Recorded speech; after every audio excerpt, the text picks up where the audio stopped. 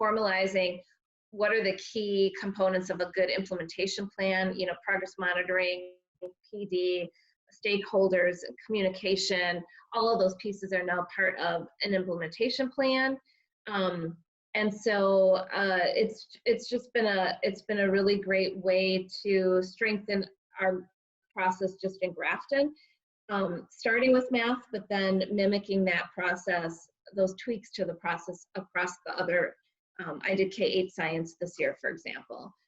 So, taking what I learned and then implementing it there as well. When we started the curriculum review process, I took one teacher from 6th grade, one from 7th, one from 8th, and then 2 from the high school, and a special ed teacher from the high school.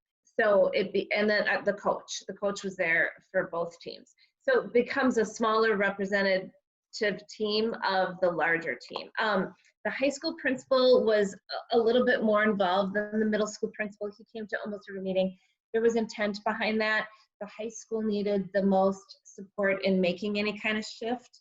They're a little bit more traditional team than the middle school, harder to sort of navigate all the personalities and leadership. So the high school principal, and he's also a very good instructional leader, but he participated in a lot of the PD and has been part of most of the curriculum meetings. Okay. So his voice has been really important. And then our coach is a really great voice as well. Mm-hmm. We looked at 3 different resources. We narrowed them down solely by looking at ed reports and then also collecting some data around what other districts were using. I'm a big believer in knowing what other highly effective districts are doing and what they're using, and then looking for trends and themes. And the other thing we did is we visited districts to see different resources in action versus piloting. I'm not a big pilot believer. Like a full pilot, in my opinion, you create haves and have-nots with that. And without PD, a resource typically isn't used as well as it could be used without full understanding in PD. So that's a risk of pilots.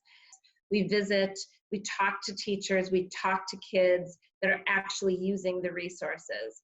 And that's how we learned about, we chose Bridges at elementary, and that was a highly effective process in which we were able to see it in action in multiple places, year 1, some places were in year 5, some places were in year 2, to get a really clear perspective of what that looked like in implementation. IM is a little bit different. It's really new. So we're more on the innovative edge of being one of the first districts to take it on, which is risky. But with the work with the Math Institute and Sarah, there's and now the ed reports are totally all green. So they weren't completely out yet.